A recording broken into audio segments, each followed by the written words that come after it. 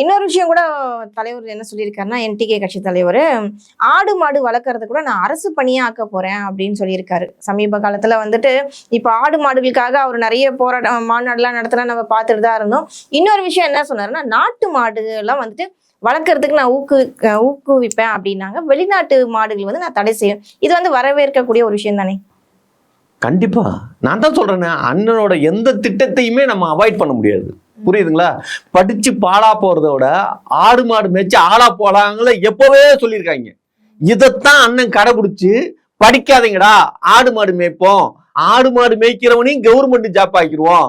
இப்ப கவர்மெண்ட்ல வந்து நீங்க நல்லா யோசிங்க, கவர்மெண்ட்ல வேலை பார்க்கறான், ரிட்டையர்ட் ஆனதுக்கு அப்புறம் பென்ஷன் வாங்கியே உட்காந்து சாப்பிட்டு செத்து போறான். புரியுதுங்களா? அதே நார்மலா ஐடில போய் வேலை பார்க்கறவனுக்கு வேலையை என்னைக்கு விட்டு தூக்குறாங்களா, அன்னையோட சம்பளம் கட்டு எல்லாம் கட்டு ஒண்ணுமே இல்லை, வீட்டுல வெட்டிப்பாயெல்லாம் உட்கார்ந்து இருக்கான். புரியுதுங்களா? அப்ப ஆடு மாடு மேய்க்கிறவனுக்கு கவர்மெண்ட் ஜாப்புங்கிற ஒரு அங்கீகாரத்தை கொடுத்துட்டோம்னா எப்படி இருக்கும்? நல்லா இருக்கும்ல. அதைத்தான் எங்க அண்ணன் அவ்வளவு இதா சொல்றாரு. ரெண்டாவது, வெளிநாட்டு மாடெல்லாம் வந்து பால் நிறைய கறக்குது, நம்ம நாட்டு மாடு கொஞ்சமா கறக்குது. புரியுதுங்களா? ஆனா நம்ம நாட்டு மாட்டுல இருக்கிற பாலோட சக்தி வேற லெவல். புரியுதுங்களா? வெளிநாட்டு மாடு பால் நிறைய கறந்தாலும் அந்த பாலுல சக்தி கிடையாது. அப்ப எது நல்லது? புரியுதுங்களா?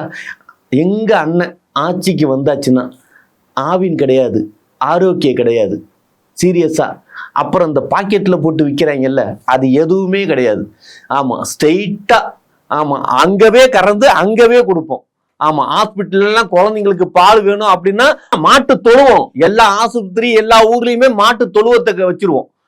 எப்ப பால் வாங்கணும்னு தேவைப்படுதோ அப்ப நேரடியா போனா அங்க கறந்துக்கிட்டு வந்துடலாம், நீங்களே கறந்துடலாம்.